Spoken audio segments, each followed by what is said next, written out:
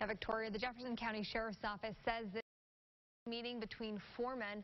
None of them are from Tucker, and right now investigators are trying to figure out what brought them to the small town. A friend of the victim tells me what's more concerning.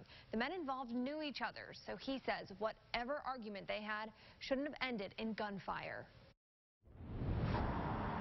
Traffic doesn't slow. There's not much to see on this part of Highway 15. But it's this spot, just outside Tucker, Donald Murray couldn't pass by. It hurts just to think about a young man gone.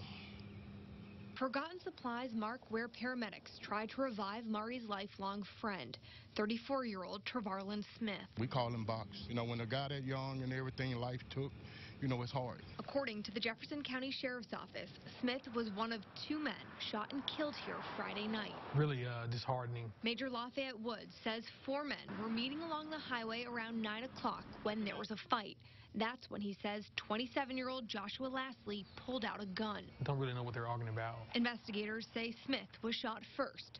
34-year-old Rodney Scaff was hit as he was driving away. The witness in this case was actually in a vehicle with the actual shooter. I jumped out in the midst of everything going on, tried to render aid to at least one of the victims. Investigators are trying to figure out what the men were doing out here, but they are calling that meeting suspicious, especially since this is a really rural area surrounded by farmland and on the outskirts of town.